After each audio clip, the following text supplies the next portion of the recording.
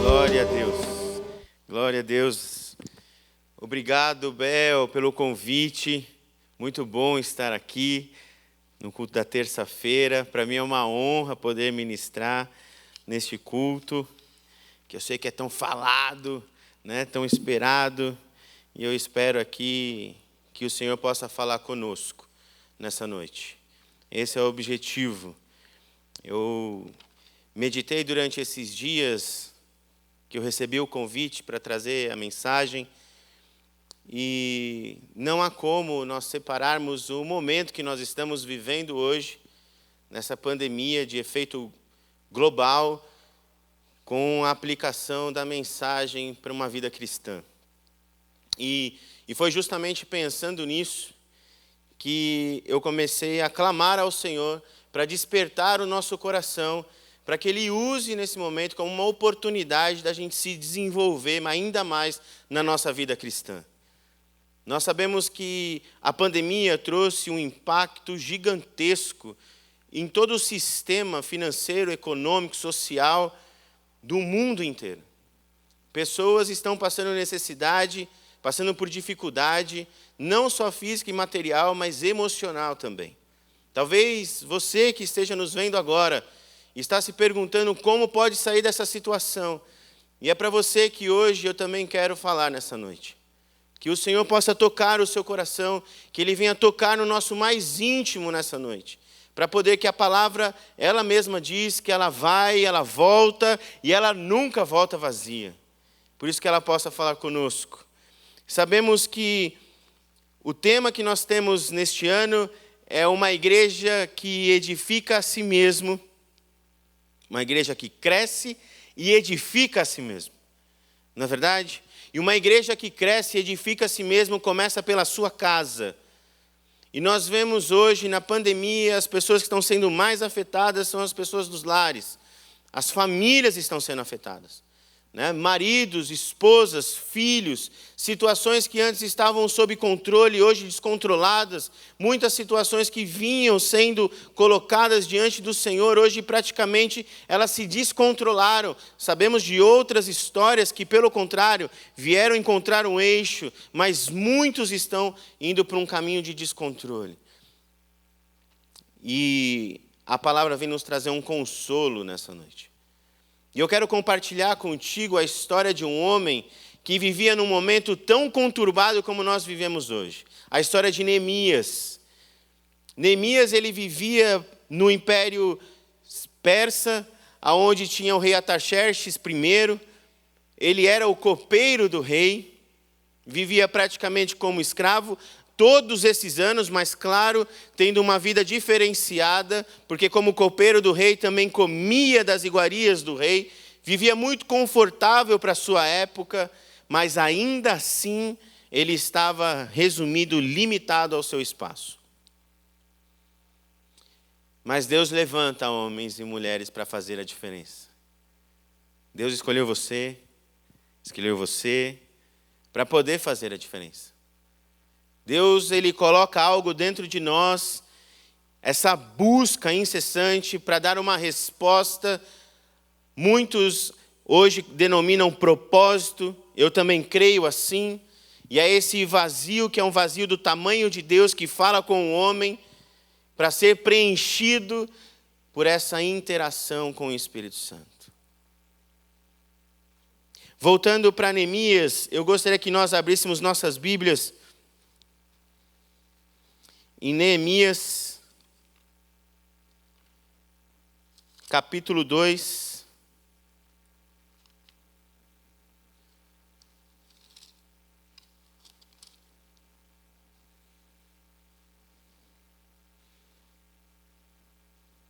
Do versículo 2 em diante. O rei me disse: por que está triste o teu rosto, se não está doente? Tem de ser tristeza do coração. Então temi sobremaneira e lhe respondi: viva o rei para sempre. Como não me estaria triste o rosto, se a cidade onde estão os sepulcros dos meus pais está assolada e tem as portas comidas pelo fogo? Disse-me o rei: que me pedes agora? Então orei ao Deus dos céus e disse ao rei: se é do agrado do rei e se o teu servo acha mercê em tua presença, peço-te que me envies a Judá, a cidade do sepulcro dos meus pais, para que eu a reedifique.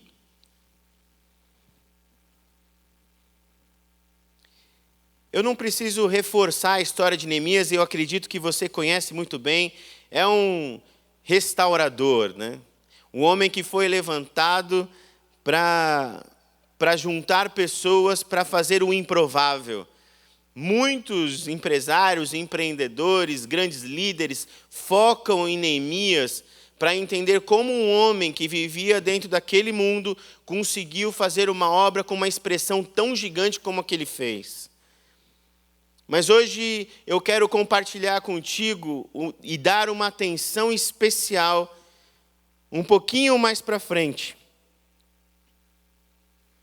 aonde Neemias, depois de ter recebido o aval do rei, porque essa conversa com o rei, ela foi interessante. Alguns teólogos vão dizer que o rei, ele trocava de copeiro de 3 em 3 meses, por isso ele não tinha visto a tristeza de Neemias antes.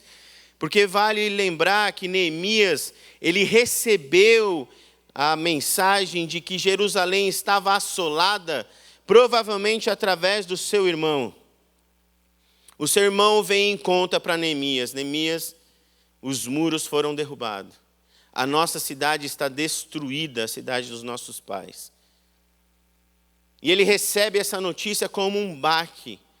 Um homem que nunca tinha visitado Jerusalém, ele é incomodado de tal forma que Neemias fica de 3 a 4 meses orando por essa situação, pensando na cidade da onde os seus pais vieram. Essa é a primeira reflexão que eu tiro daqui. Como está a nossa casa hoje? Como está a origem da onde nós viemos? Como está o seu lar? As pessoas com quem você ama? Como está a sua família? É impressionante como Deus usa a vida de Neemias, mas Neemias demonstra uma preocupação fora do comum, uma preocupação em trazer de volta a beleza que existia em Jerusalém, em restauração. Há uma disposição no coração de Neemias de restaurar aquilo que foi destruído. Não é à toa que ele é chamado de restaurador. Esse homem se coloca diante do rei, e vale lembrar que Artaxerxes I é filho do rei Xerxes. Se você assistiu o filme 300, você sabe quem é ele. É justamente daquela luta lá contra os 300 de Esparta, o rei Xerxes, conhecido também por nós como rei Assuero, o rei de Ester. Esse aqui, Artaxerxes, é filho dele, e era um reinado tão violento, que por isso Neemias pega e fala para ele: eu estou com medo. Porque ele estava na presença de um rei extremamente poderoso. Mais para frente, no próprio livro de Neemias, vai falar que o coração do rei era como se fosse de Ciro. Deus inclinou o coração do rei para ouvir Neemias. E Neemias, ele pega e vai conversar com o rei. É impressionante quando a gente olha essa conversa, meus irmãos. Porque se nós formos olhar no primeiro versículo, ele fala que é o ano de Quireu, se eu não me engano. Vamos confirmar aqui. Neemias 1, de Quisleu, no mês de Quisleu. Quando nós vamos olhar no capítulo 2, versículo 1, ele fala no mês de Nisan. Ou seja, praticamente de 3 a 4 meses, Neemias ficou orando com esse sentimento no coração: eu preciso fazer alguma coisa, eu preciso, porque eu sei que eu fui levantado para fazer alguma coisa. E você sabe que você foi chamado para algo, você sabe que há um desejo no seu interior, que Deus quer fazer alguma coisa com a sua vida. Sim ou sim? Deus quer fazer alguma coisa na sua vida. 4 meses orando. E o mais impressionante, essa preocupação de Neemias de restaurar a sua cidade, essa preocupação de Neemias que o leva a orar por 4 meses, a respeito desse incômodo de fazer algo, ele não só ficou orando, isso é uma demonstração para nós também. A nossa preocupação com a nossa família, com o cuidado, com o zelo que nós devemos ter com os da nossa casa, tem que ir além. Começa pela oração, mas também tem que ir além, tem que ir à ação. Nós precisamos fazer algo. Precisamos fazer alguma coisa.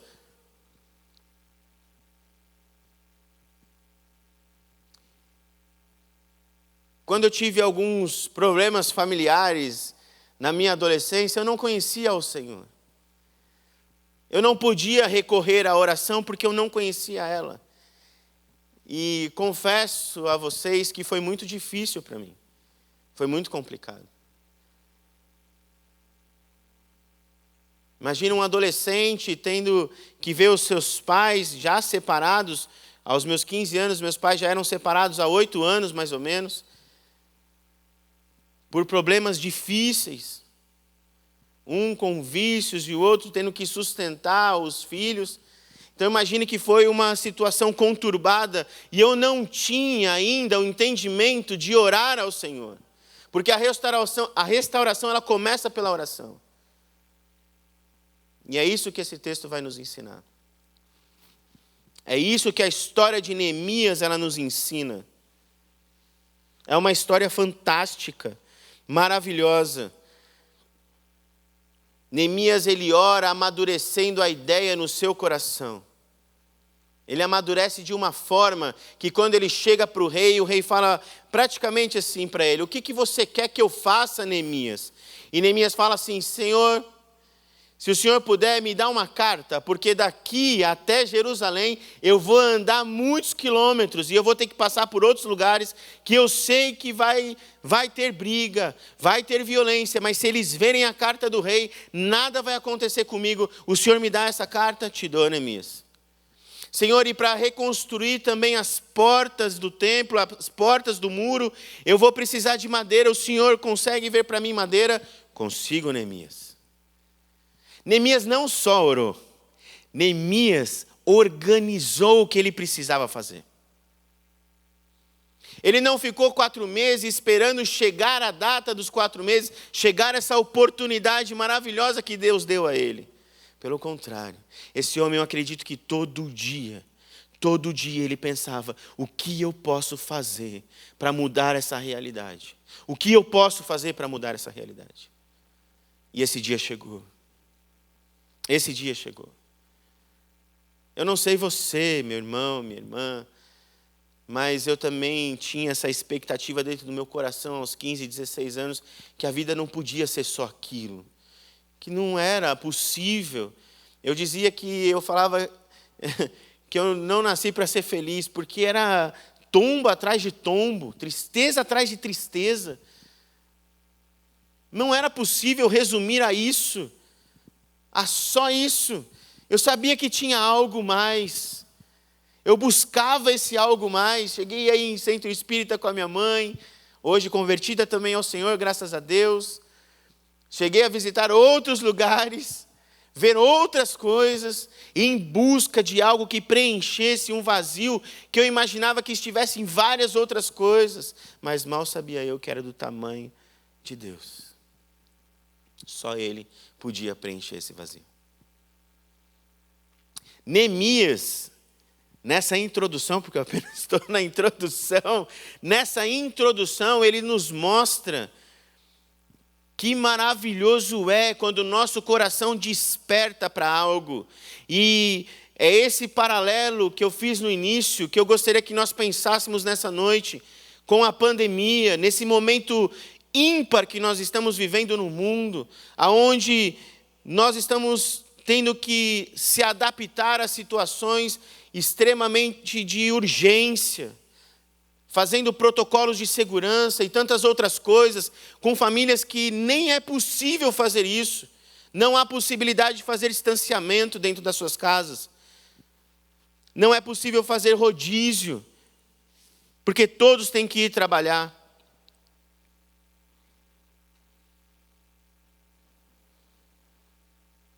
Nós olhamos para a vida de Neemias e vemos um homem que amadureceu dentro dele a execução de algo que veio no seu coração de uma forma maravilhosa. Uma outra coisa que chama a atenção é que Neemias não pensou em desistir porque ele era copeiro. Ele ouviu do irmão dele como estava a cidade dele, veio esse desejo no coração de fazer algo para mudar, mas ele não pensou assim: eu não sou pedreiro, eu não sou mestre de obras, eu não sei fazer nenhum muro reto, eu não sei fazer escada, eu não sei mexer com cimento, eu não sei cortar madeira. Não sei se Neemias tinha essas atribuições. A palavra não nos diz se ele tem ou não, mas uma coisa é certa, a palavra também não nos diz que ele pensou isso, pelo contrário, ele guardou no coração dele orando 4 meses para que ele pudesse fazer isso. Meu irmão, minha irmã, hoje, sim, esse tema é sobre restauração. Eu coloquei restaurando muros e os lares. E você vai entender um pouquinho quando eu for falar de lar. Mas nesse primeiro momento, eu gostaria de falar de restauração mesmo familiar. De restauração do seu coração, do meu coração. Daquilo que Deus faz conosco quando nós temos um encontro com Ele. Quando há necessidade de preencher esse vazio. Abel ministrou aqui algumas semanas falando sobre identidade. Qual é a sua identidade em Cristo Jesus? E é sobre isso que se trata. Sobre a sua identidade em Cristo Jesus. Sobre algo que existe dentro de nós e clama para fazermos a diferença. É o Senhor falando conosco.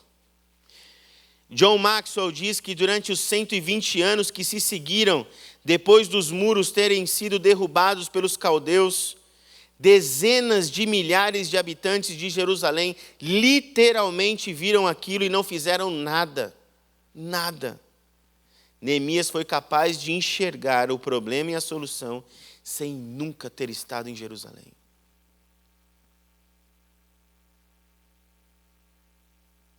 Não basta falar, tem que orar e agir. Neemias nunca esteve em Jerusalém, mas o seu coração estava lá. Neemias cresceu ouvindo, falando desse Deus de Israel. Era um guardador da lei. Tudo mostra isso. Neemias, durante os capítulos, se você continuar lendo os capítulos, você vai ver que ele também restaura a lei e praticamente a política também que Deus instituiu diante da sua lei.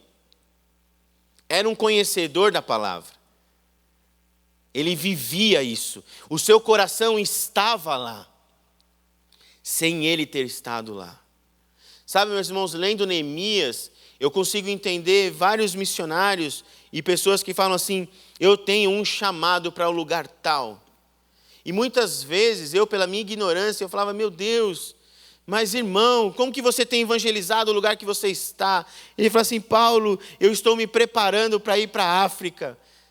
E eu falava assim: mas e aqui perto, né?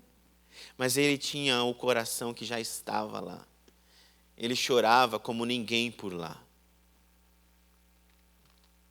Por isso não basta falar, tem que orar. Para que Deus possa restaurar as nossas famílias, o nosso coração. Aquilo que nós somos nele, nós precisamos orar. Precisamos nos entregar a Ele. É só assim que Deus vai fazer uma restauração maravilhosa. Uma igreja que cresce e edifica a si mesmo é uma igreja que cuida dos lares e das famílias.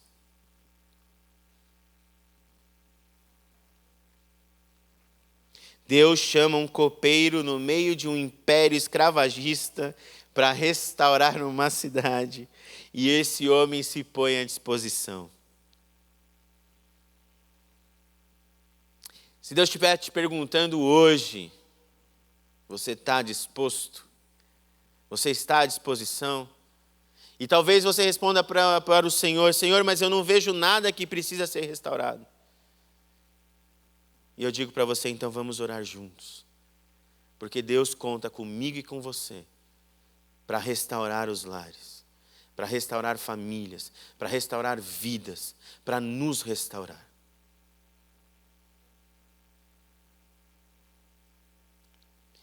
E essa introdução de Neemias aqui colocada para nós é porque eu queria chegar no capítulo 3, aonde muitas pessoas dizem que é o capítulo mais chato, porque Neemias ele relata todos aqueles que foram lhe ajudar. Mas antes do capítulo 3, ainda no capítulo 2, Neemias é levado a falar com os líderes de Jerusalém.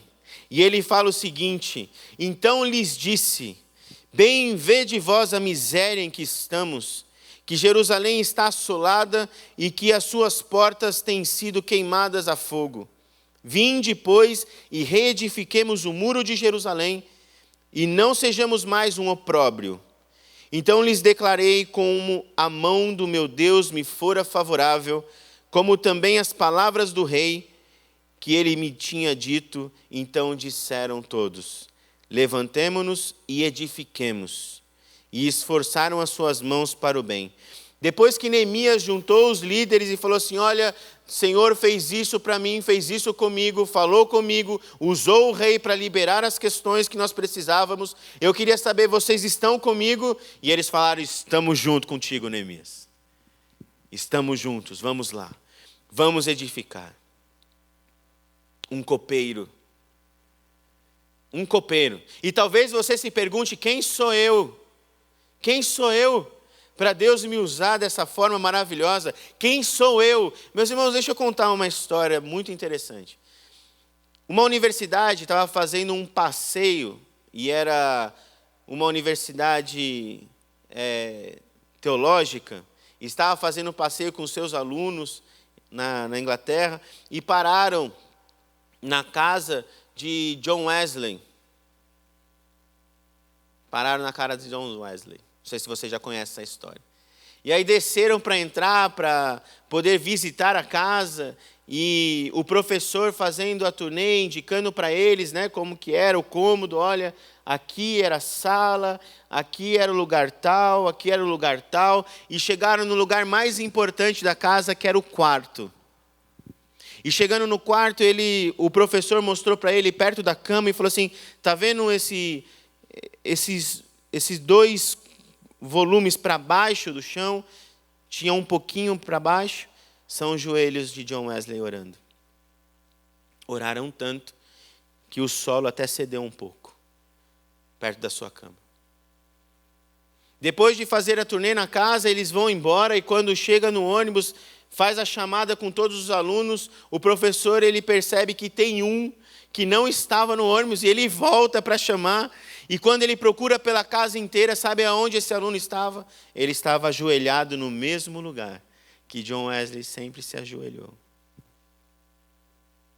E ele falava: Senhor, eu quero também que o Senhor me use com tanto poder que eu ganhe vidas para o Senhor. E o professor logo pegou e falou assim: Billy Graham, vamos embora, nós precisamos ir embora. Pois é, essa é a história de Billy Graham. Um homem que tinha um coração sedento por ganhar vidas. O coração dele já estava lá. Entende? Entende? Não era só falar. O coração dele pulsava para isso. Assim como o coração de Neemias já estava lá. Já estava restaurando. Neemias já via aquilo acontecendo. Se você perdeu os seus sonhos, que nessa noite o Senhor possa falar contigo, que Ele restaure mesmo, que Ele já mostre isso acontecendo. Ele tem o poder para fazer todas as coisas. Todas as coisas. E não depende de você e nem de mim. Para nós, basta estarmos à disposição. Capítulo 3, onde as pessoas geralmente pulam o capítulo 3, porque o capítulo 3 fala sobre aqueles que foram ajudar ali a restaurar os muros. Mas sabe o que é interessante? O Senhor falou comigo aqui nesse capítulo.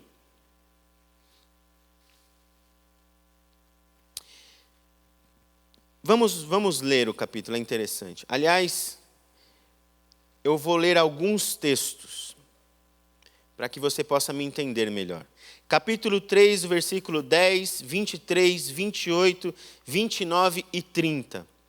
10 fala o seguinte: ao seu lado reparou Gedaías, filho de Arumaf, defronte da sua casa. Ele estava restaurando um muro na frente da sua casa. Versículo 23.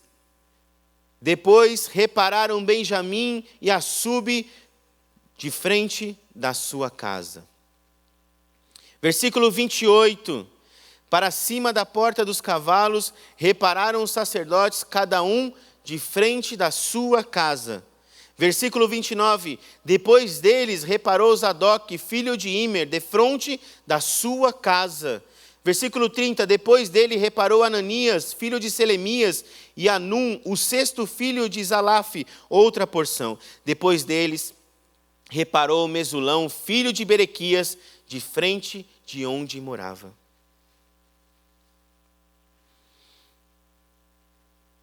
Alguém com um propósito maravilhoso na sua vida. Neemias essa era a pessoa. Ele era essa pessoa, com esse propósito maravilhoso que Deus deu a ele. Meus irmãos, Neemias, ele pode não saber construir muros, ele pode não saber mexer com cimento, ele pode não entender nada disso, mas ele movimentou uma cidade inteira, uma comunidade inteira em prol do mesmo objetivo: restaurar os muros.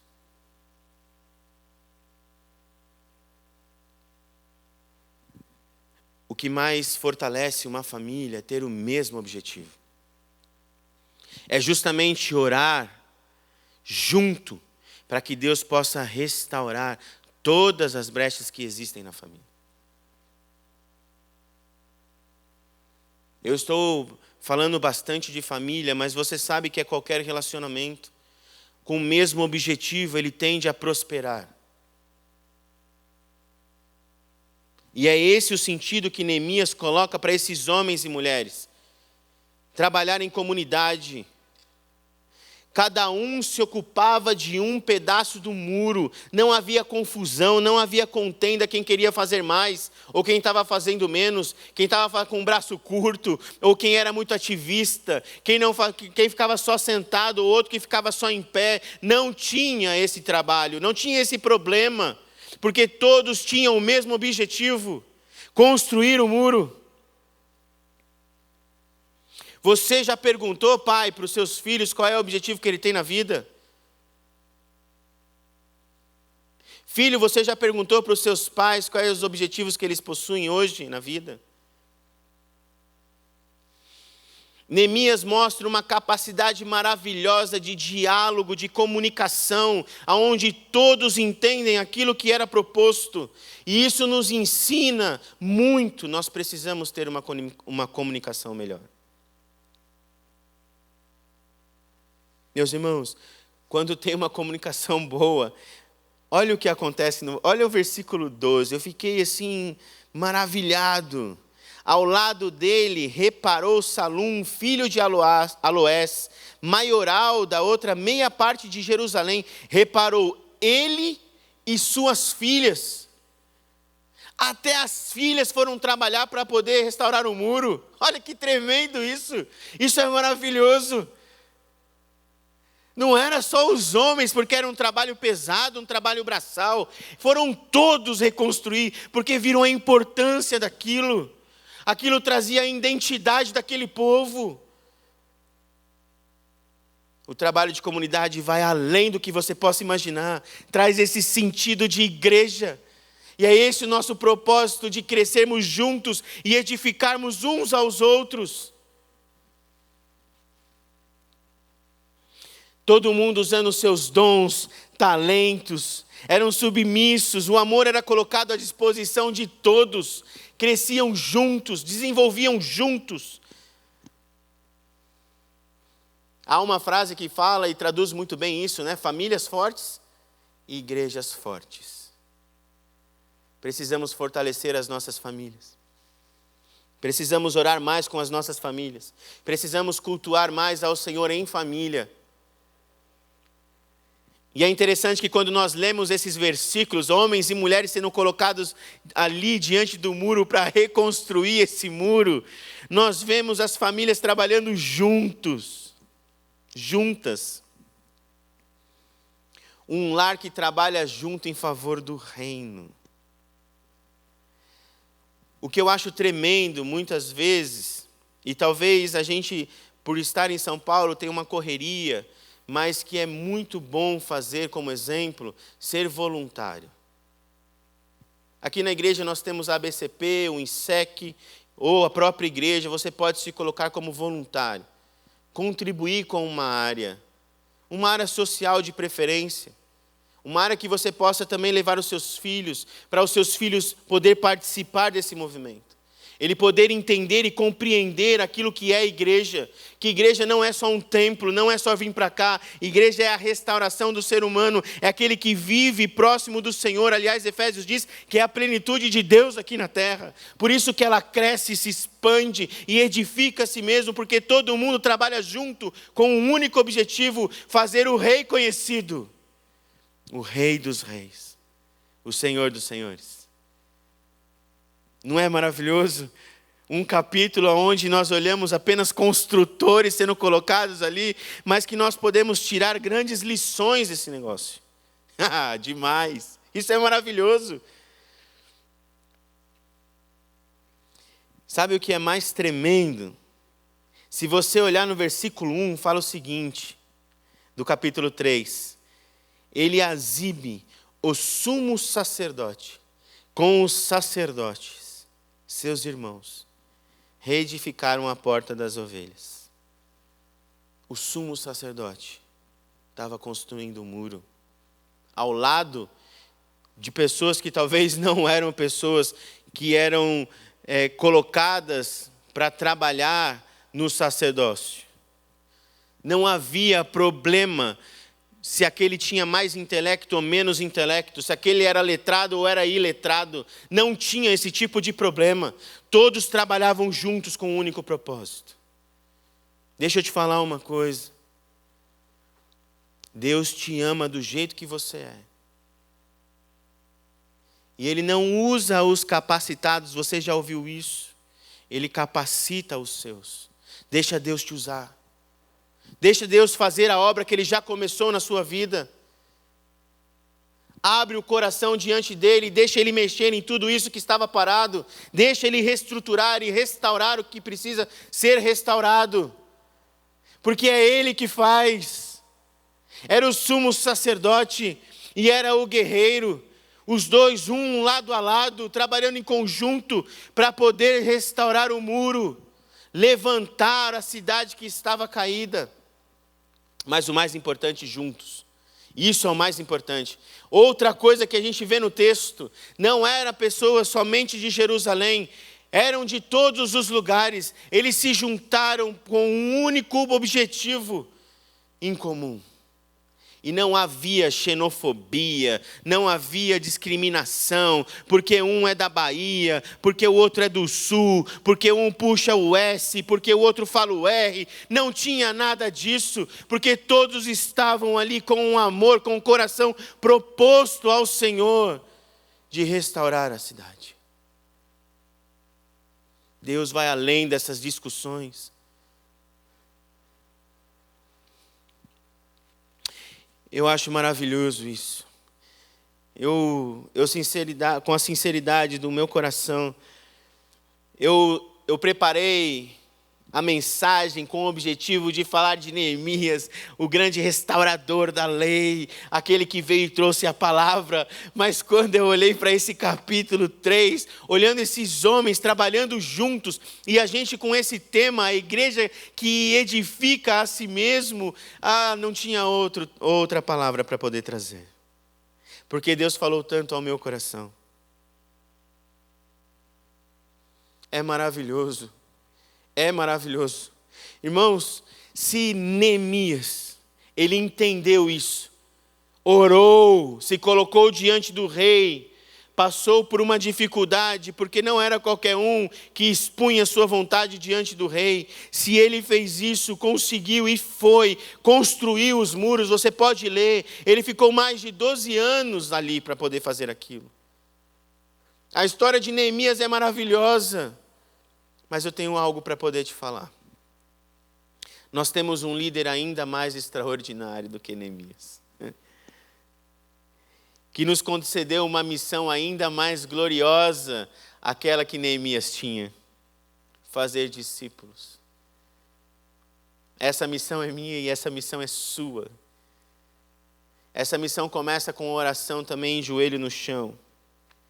Essa missão começa na minha e na sua casa.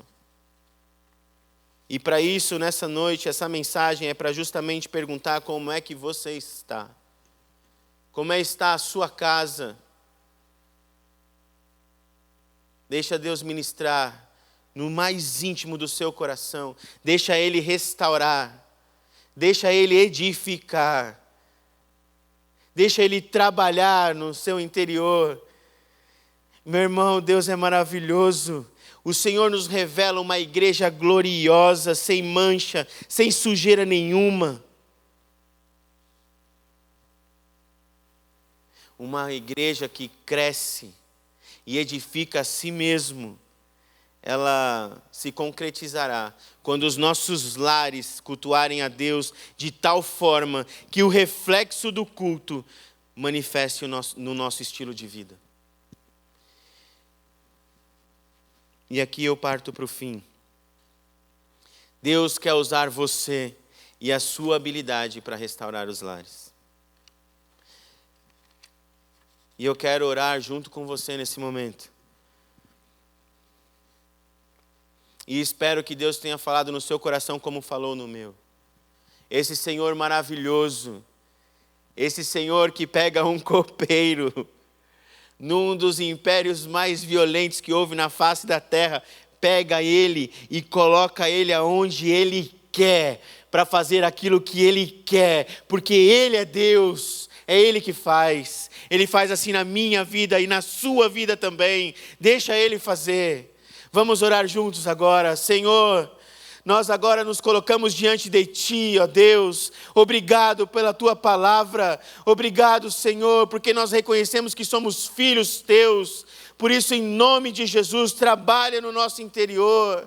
Deus, continua essa obra que o Senhor iniciou em nós, ó Deus. Que nós não venhamos impedi-la, Senhor, com os nossos achismos, com as nossas limitações, Senhor. Porque nós sabemos que é o Senhor que capacita, o Senhor usa quem o Senhor quer. Por isso, eis-nos aqui, ó Deus. Restaura os nossos lares, restaura as nossas famílias, Senhor. Nós oramos pela nossa nação. Nós te pedimos em nome de Jesus, usa a Tua igreja para trazer luz, ó Deus, nessa cidade, nesse bairro, aonde nós estivermos, mas comece pelos nossos lares, Senhor, comece pelas nossas casas, Senhor, em nome de Jesus, ó Deus, eu te peço para que o Senhor possa tocar o coração de cada marido, de cada esposa, de cada filho, de uma forma maravilhosa, a revelar o propósito que existe no coração, Senhor, de cada um, que é te louvar e glorificar ao Senhor.